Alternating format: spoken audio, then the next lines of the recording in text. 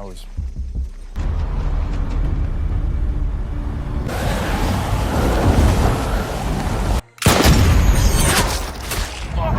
RPG incoming!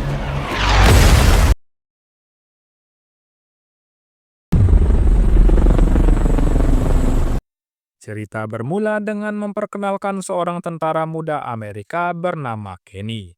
Dalam karirnya sebagai tentara, Kenny baru sekali menjalankan sebuah misi dan kali ini Kenny akan terjun dalam operasi penyelamatan mata-mata CIA yang ditangkap oleh teroris di Filipina saat dalam misi memata-matai seorang penjual senjata bernama Alexander Petrov.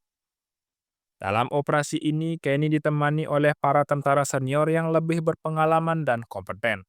Mereka adalah Bishop, Sugar, dan juga Abel sebagai pemimpin tim. Dan misi ini akan diawasi oleh seorang kapten bernama Reaper. Sebelum memulai misinya, Reaper berpesan kepada rekan-rekan yang lain agar siap siaga menjawab teleponnya jika dia membutuhkan sesuatu. Singkat cerita, operasi penyelamatan itu pun dimulai. Satu persatu mereka terjun dan mendarat di pantai Sulu, Filipina.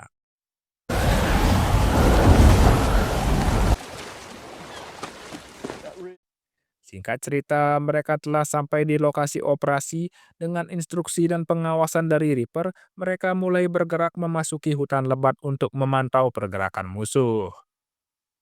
Tiba-tiba, sinyal komunikasi mereka mendadak terputus. Reaper dan rekannya yang lain sementara berusaha memperbaiki sinyal dan pesawat pemantau mereka.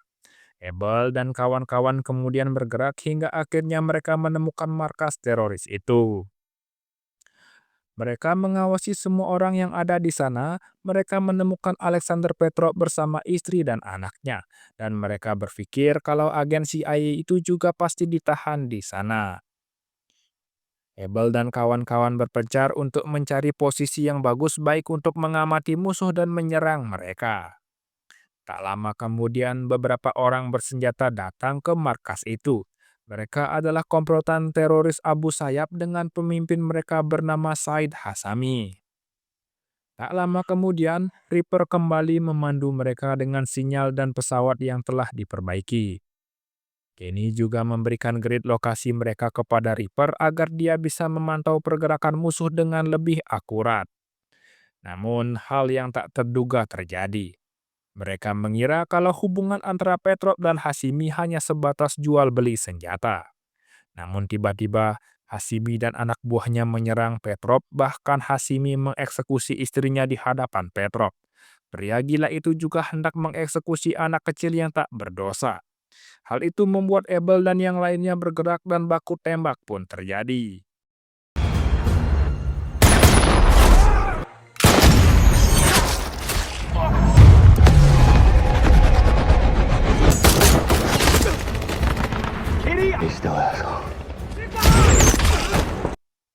Abel dan kawan-kawan kewalahan menghadapi serangan teroris itu.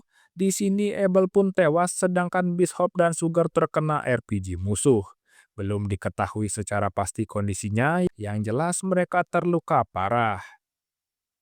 Kenny berusaha menyelamatkan diri dari kejaran anak buah Hashimi.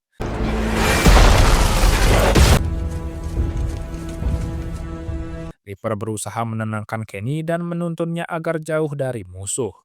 Reaper juga mengabarkan kalau helikopter akan datang menyelamatkan Kenny agar dirinya lebih tenang.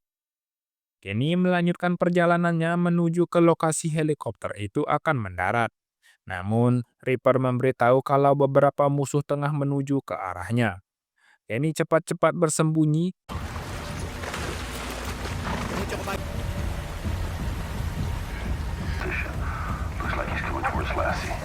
Kenny hampir ketahuan karena anjing musuh menyadari kehadirannya.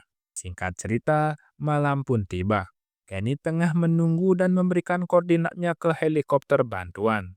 Dan saat helikopter itu akan mendarat, tiba-tiba para teroris itu muncul dan mulai menembaki mereka.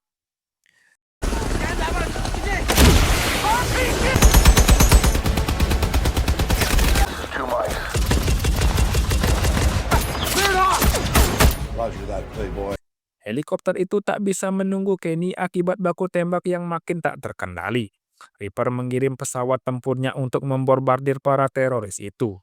Alhasil, Kenny berhasil selamat.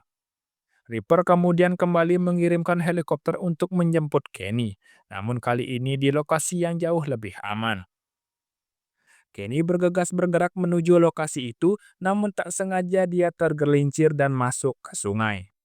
Namun sialnya 3 orang teroris tengah berjalan ke arahnya, Kenny berusaha melawan dan sebisa mungkin melarikan diri.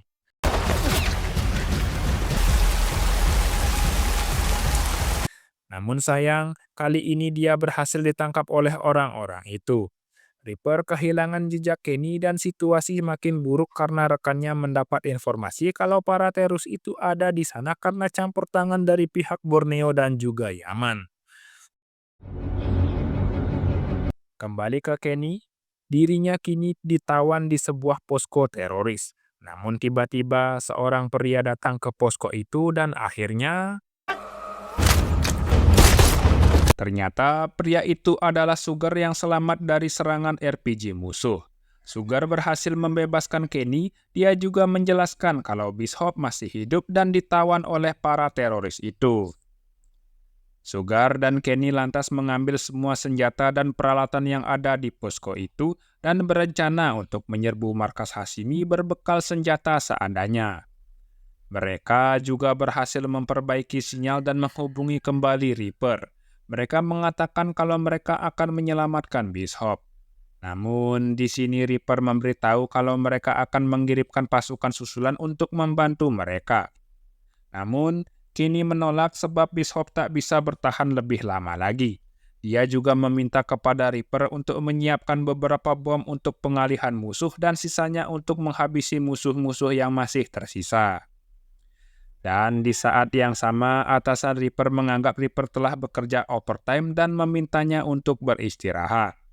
Namun, Reaper enggan untuk menurutinya sebab dia merasa kalau misi ini adalah tanggung jawabnya, dan keselamatan dari anak buahnya adalah prioritasnya. Namun, di sini atasannya dengan tegas memintanya untuk berhenti, dan mau tak mau Reaper harus menurutinya. Di sisi lain, Sugar dan Kenny mulai bergerak dan inilah yang terjadi.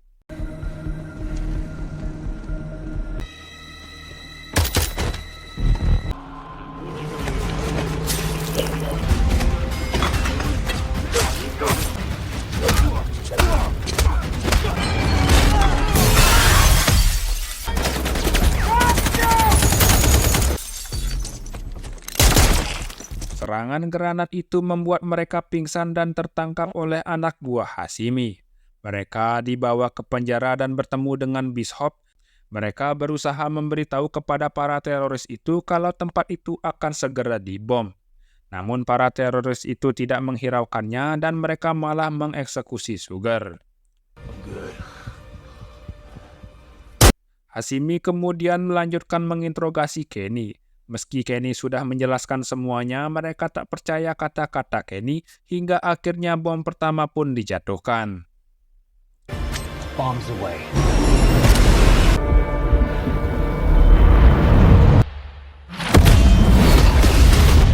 Beruntung Kenny berhasil selamat, dia juga berhasil menyelamatkan Bishop dan agen CIA yang disandera. Kenny juga menemukan Hashimi yang sudah tidak berdaya dan langsung menghabisinya. Setelah menghabisi semua teroris yang ada, Kenny mencoba menghubungi markas dengan sebuah telepon. Namun tak satu pun mengangkat telepon itu, dirinya berusaha menelpon teman-temannya.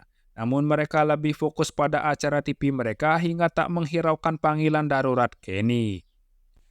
Kenny berusaha menghubungi Reaper. Beruntung Reaper cepat sadar kalau Kenny berhasil dengan rencananya dan cepat-cepat membatalkan peluncuran bom selanjutnya.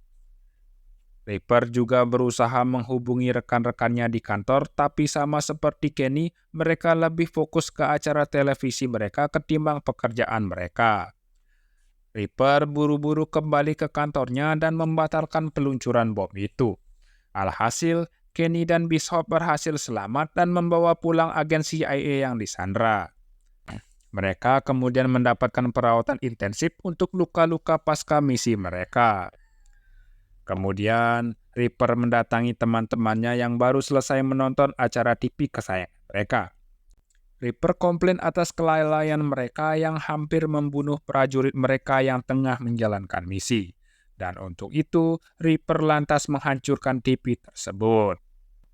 Dan film ini pun ditutup dengan Kenny yang tengah dirawat, serta Reaper yang sedang happy karena telah menyelesaikan misinya, dan film pun selesai.